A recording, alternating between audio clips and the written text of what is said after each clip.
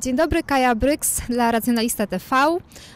Jest ze mną gość specjalny Sanal Edamaruku, chyba najbardziej znany na świecie indyjski ateista. Dear Sanal, you're the most famous Indian atheist in the world. Can you tell us, have you been brought up as an atheist or were your parents religious? I think atheism is a natural position. Every child is an atheist when he is born, because if atheism is not believing in a God which is explained by, religious texts, every child is an atheist. So religion is indoctrinated, and I was lucky in a way that I was not indoctrinated with any kind of fairy tales, including biblical and Hindu mythology.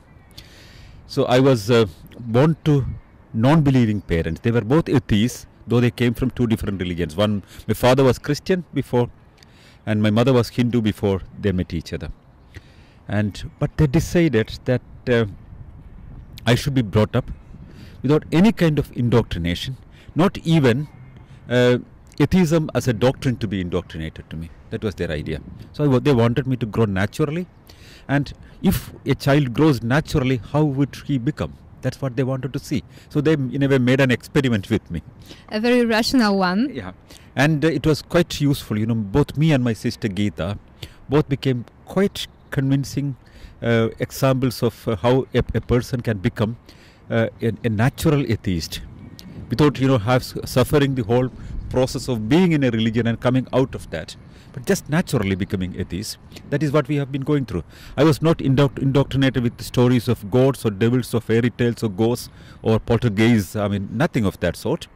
And I remember, when I was in a school, I went to a school which was run by the Christian missionaries. And in the first class, although officially we cannot teach religion in the Indian schools, but everywhere it is taught. The first class, the teacher came and told about the story of Cinderella, the fairy tale famous. I had a great, imagination of Cinderella's story in my mind. The second class was done by a nun, and she spoke about Jesus Christ. So I always thought must be Jesus Christ, the elder brother of Cinderella. So that's how things would register in one's mind if one is not indoctrinated. And when I was in a school, my parents decided that I should not have a religion or caste in the records. It should be simply kept empty or not applicable, so that I can opt a religion if I want, or if I don't want to be a non-religious person, they gave complete freedom to me. And I became an atheist activist, or I became a rationalist activist in that, little more precisely, not because of my parents, but because of my choice. Well, that's really great, and I think that all parents should actually do the same. It's a very good way to bring up a child, to let a child decide. And I think in most of these cases, a child will actually become a rationalist, because this is a natural way we are born to be. Do you think there are many atheists in India? There are a lot of atheists in India, but the whole problem in India is again the indoctrination in the childhood. If religion is not indoctrinated in the childhood as it is done in India now, most of Indians would be just natural atheists. But a Hindu child is forced to go through the whole ritualistic performances from the very early childhood.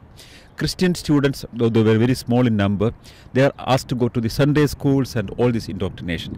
And the Muslim students would go to madrasas. So if they don't do it, India would become an atheist country very fast. But what happens is enormous indoctrination is there, and it's continuing everywhere. And therefore, people have to come out of religion when they become adults. And it's traumatic for many people, because people are living in fear. And when they are coming out of the fear, many people cannot really afford to do that. So it needs a lot of courage to come out. Still, we have only 93% of Indians who believe in some kind of gods. A survey 4 years back very clearly say that 7% of Indians do not believe in any kind of god. Any kind of god. Not a Hindu god. We have something like 30,000 Hindu gods, and Muslim god, a Christian god, or any other god. But absolute atheists. which means we have 1% Catholics, 1% other Christians, and 1% Buddhists, around 7.75% Jainists, some 2% Sikhs, and the atheists and rationalists are more than the combined population of all these communities. It's quite a big number. And since India has 1.3 billion people, the atheist population in India is more than the whole population of many European countries. Well, that's true. Although 7%, it's quite a similar number that we have in Poland, in the percentage, of course, not in the real numbers. So what do you think are the main challenges for atheist and rationalist organizations like your association in India?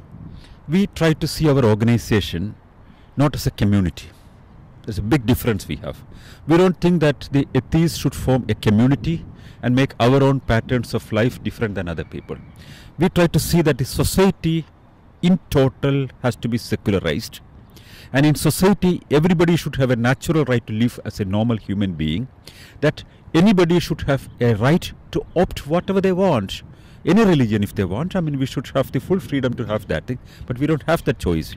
A society where individual liberty is highly respected, where tolerance is possible, where people live with dignity without, intimidated because of their belief in anything. Like, for example, Muslims are sometimes intimidated in India, in Hindu majority areas.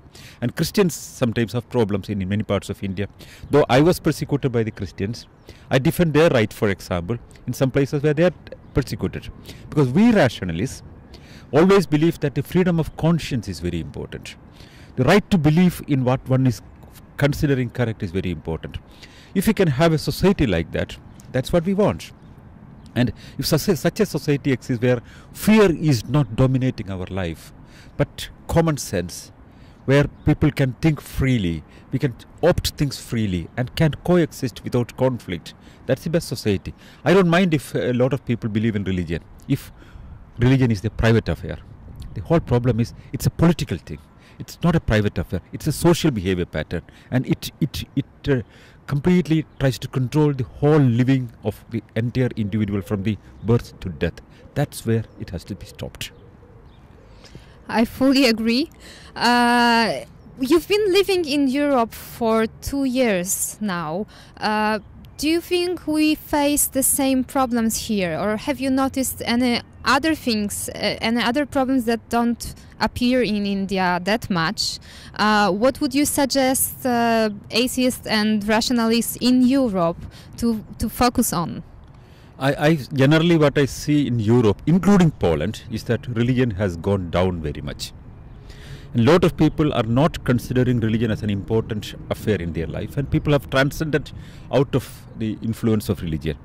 There must be a lot of social factors also contributed to that thing. But there is something that is influencing those people who have come out of religion, not because of scientific temperament, but just because of little alienation from the religious belief only. For example, there is a gap which is filled up by belief in strange things. Like the New Age religion is, in different forms is influencing here. For example, the Indian gurus are still respected here. Most of the Indian gurus which we chase out of India are finding their refuge in Europe, and they get some disciples here.